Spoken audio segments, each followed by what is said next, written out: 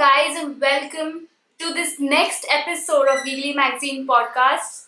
I am Shanaya Wag, and this week, let me wish you a very happy Diwali. It's the 25th of October, and Diwali is here.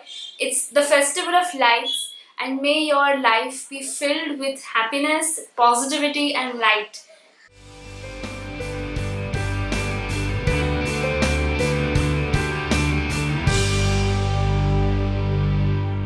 Let us begin with this episode.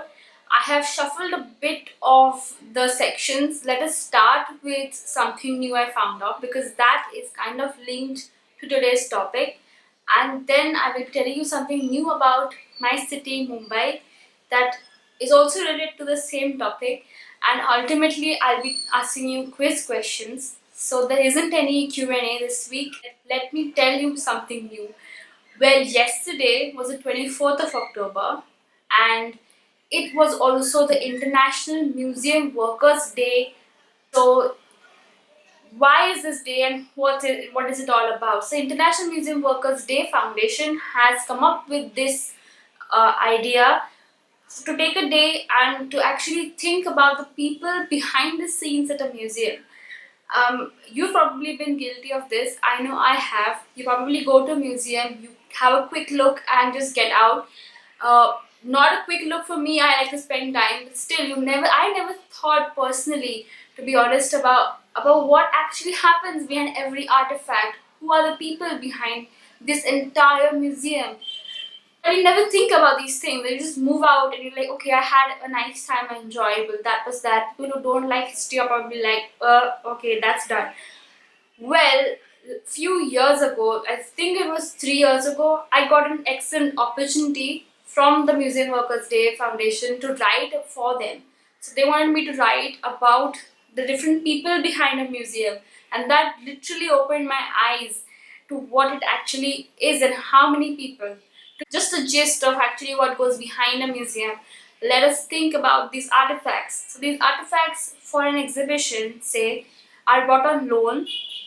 So you need finance for this. So you need accountants to take care of that for you. Then you require security people to take care of the artifacts. And then to the actual team who are working towards this exhibition. So it starts from what's the storyline going to be. So they're not just randomly placed artifacts. So everything has a story. What is the sequence that has to work? Then the conservators have to work on the artifacts, and a lighting guy, the person who will actually light up the museum, like lighting for the museum, for the exhibition, will have to work with the conservators, because it's not just like, yeah, let's put a light bulb here and there, because every artifact needs to have that proportion of light on it. Some artifacts should not have any light on it, especially your paintings. How much heat the light has to generate. It's all a lot of science, mathematics, and physics in all of this. So you need to have a light person working with a conservator. That is just for the artifacts. Then it's about the designing, how it should look. It should be attractive. And then ultimately it's the script writing, which is underneath every artifact, where it's coming from, what's the history, and that's again a lot of thinking has to go behind it. It's not just mere words, because one artifact has so much to tell you. So what do you actually highlight, and who are your people like? In Mumbai, there are so many people. You have international tourists, you have locals, you have Indian tourists coming from different sections of the country. So it's a wide range, people coming from various backgrounds with different knowledge levels and expectations from a museum. So it has to reach every single person, and it should not hurt anybody's sentiments. So that is how a museum actually plans out an exhibition. This is just a look into some of the people. So then you have curators, you have people who will show you around, you have tour guides, and so many. So it's a huge team behind one single exhibition, probably where you just spend a few minutes just looking at it and moving ahead.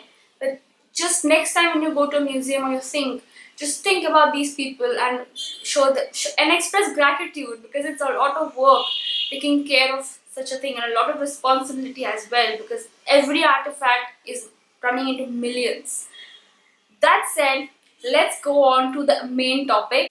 So, the main topic for this week is about museums and two prominent museums in my city.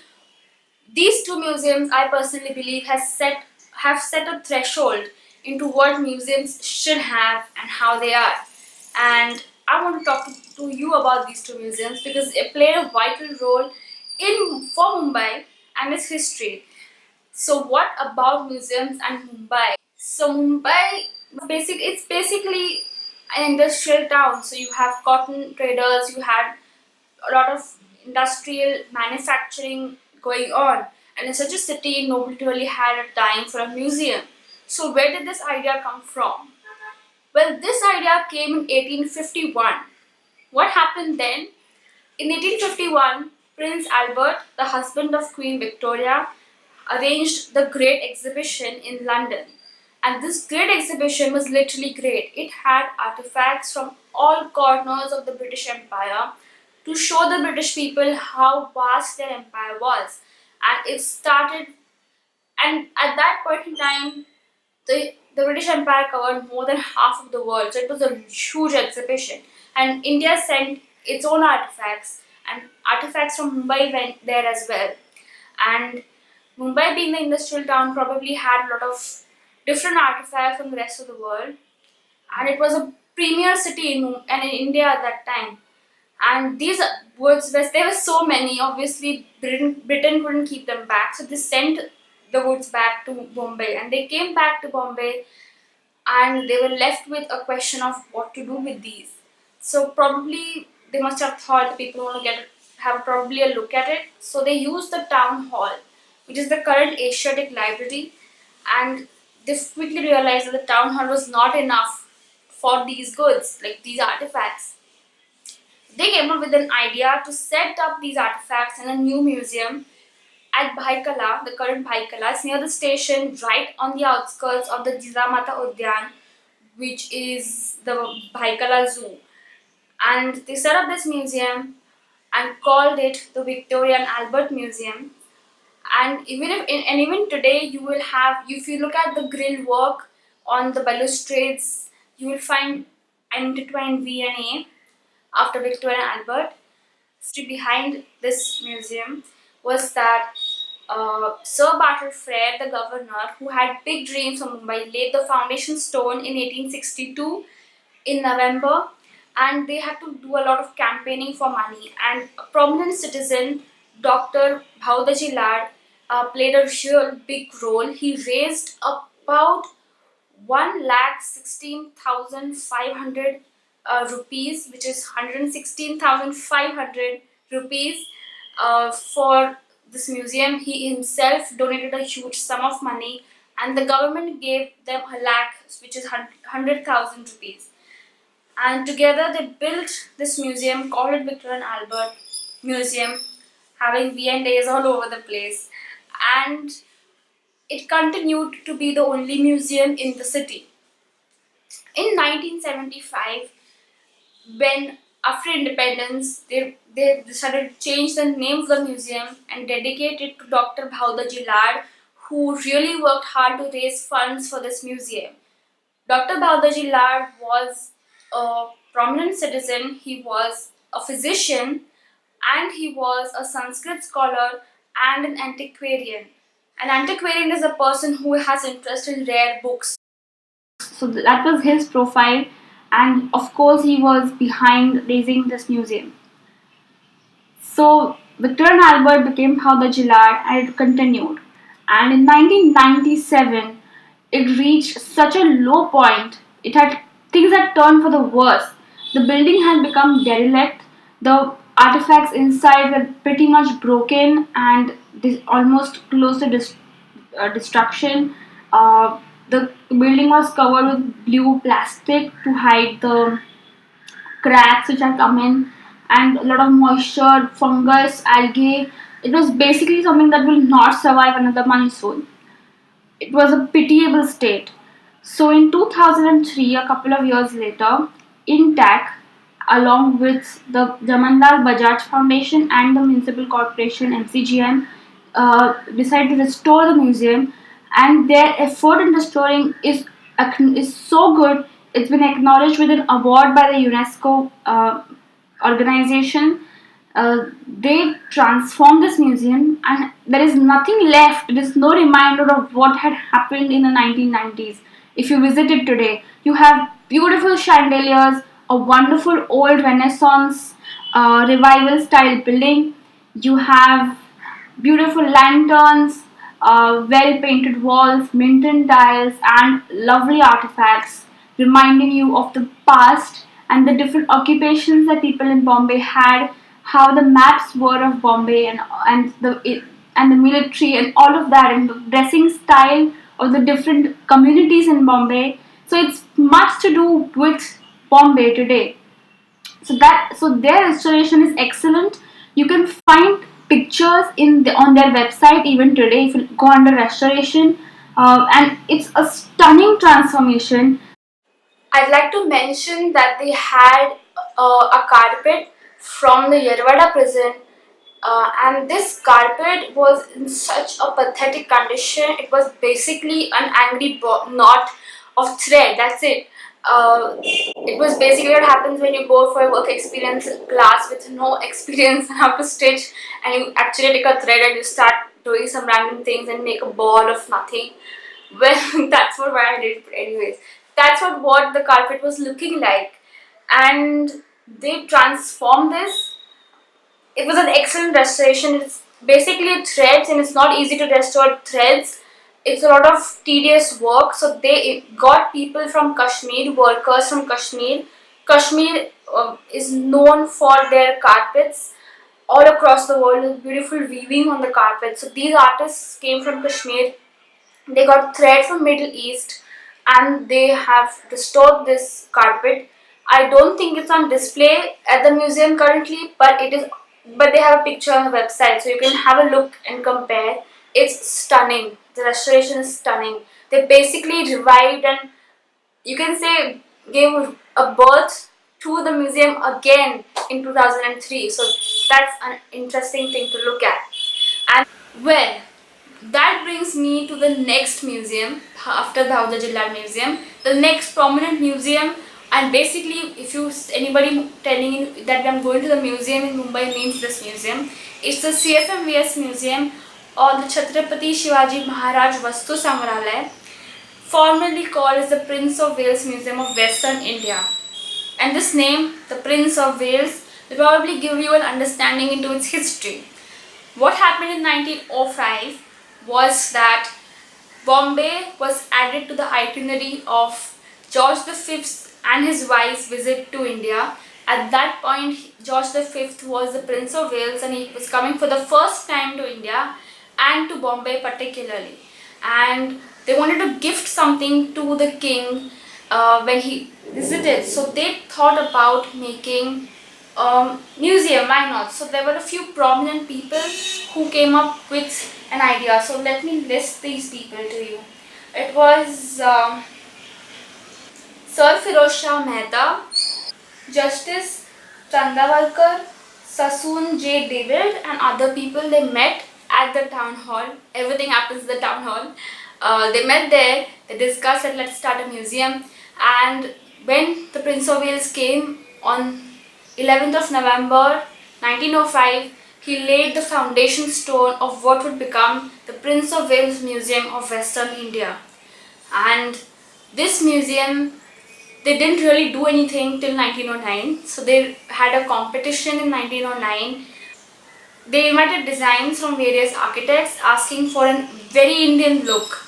And George Whitted was one of the people who submitted his designs. And he debuted what was Indo-Saracenic style, which is an integration of Indian as well as European styles.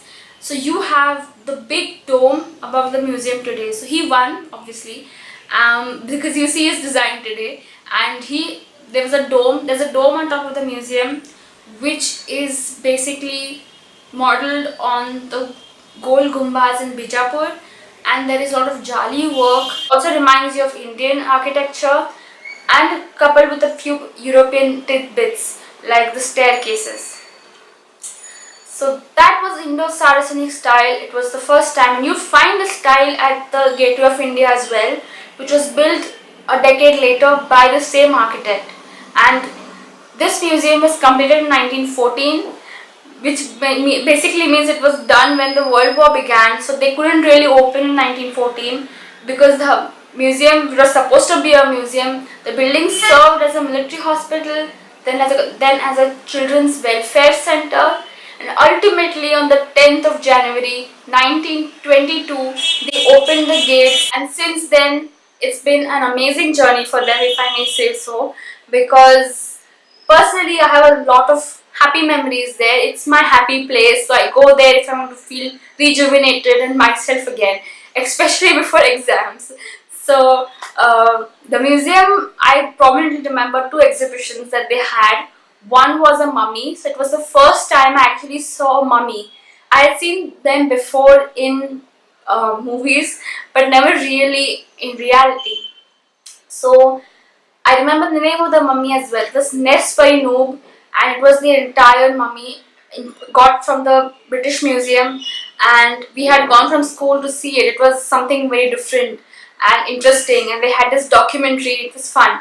And the next one was India and the World, which took place a few years ago, I think 1.5, 2 years ago. This one was about India and its history with the rest of the world. So, as you know, India is one of the four oldest civilizations, and with the Harappan and the Indus Valley civilization. So, it was mind blowing to actually think that to some thousands of years ago, people traded between each other. It was not like flying for a holiday. It was once that you migrated forever. But trade was ongoing between the civilizations, and so was it where in India as well. So it's the history of India from the thousands of years ago till date, and its connection with the world. And it's really astonishing to find that trade took place between different civilizations in the world at different times. So that was the two museums. There are many others. For example, you have the RBI Museum, which is the Reserve Bank of India Museum. It's in the Reserve Bank building, and if you're interested in money and promissory notes and such, and the evolution of money right from the exchange barter system to today, you should visit that museum. Photography is not allowed because it's inside the RBI building. So that was about the museums. That's the museum I can remember. So then with that, let me tell you a bit of a tidbit. Like I said, there's something new about Mumbai. Just next to the CSMS Museum is the area called Kala Ghoda. If you're from Mumbai, you will probably know about this area. And today there is just one statue in black about a horse. But that's not the original statue that gave the area the name Kala Ghoda. Kala Ghoda literally meaning black horse. So if you go to the Bhau Daji Museum, so I'm cementing the two museums together. So if you go to the Bhau Daji Museum, which is just on the outskirts of the zoo, you move towards the entrance of the zoo and look between the grills. And if you look between the grills, you will find an equestrian statue of Edward VII. That statue is actually the original Kala Ghoda statue which stood at the area called Kala Ghoda today. And I think it was removed when they decided to actually remove all the statues relating to the British era. So it was removed then, but it is at the Bhau Daji Rock Museum. It's in black, and it's an equestrian statue of Edward VII. So that was something new for you, I hope. With that, let us move on to the quizzes. And this week about the quiz, I have 4 questions for you. It's all to do with museums. So the first question is, name 5 museums. Pretty simple. Name any 5 museums across the world. Okay. Second question is about which museum hosts a famous event in May every year. Which museum, name the museum, hosts a very famous, very highly publicized event every May, probably around the 4th of May. Okay. The third question is, in which museum will you find Mona Lisa? If you watched the previous videos, you would know. So which museum will you find the Mona Lisa? And the last question is, which language does the word museum come from? It's tricky. Which language does the word museum come from? So it's little tricky, but that is that. So this time, 4 questions, something new you found out, 2 new things you found out, and make sure that next time you visit a museum, you express your gratitude to the people behind every museum exhibition. If not to them personally, at least in your mind, because it's a lot of work that goes behind every museum exhibit and artifact you see. And if you're in Mumbai, you're living in Mumbai, you're coming to Mumbai, make sure you visit these 2 museums. And yes, please go on to the website. Nobody sponsored me to say this, but it was really astonishing to see the big transformation of the Bhau Daji Land Museum. It's something to really look at and just be amazed at what they've done. So with that, we are at the end of this week's video. Wishing you a happy Diwali once again. And with that, I will see you next Friday with a new topic, something to do great with history. Till then, I will see you on social media. Please share this because it helps when there are more eyes and ears listening. So that's that. Bye bye.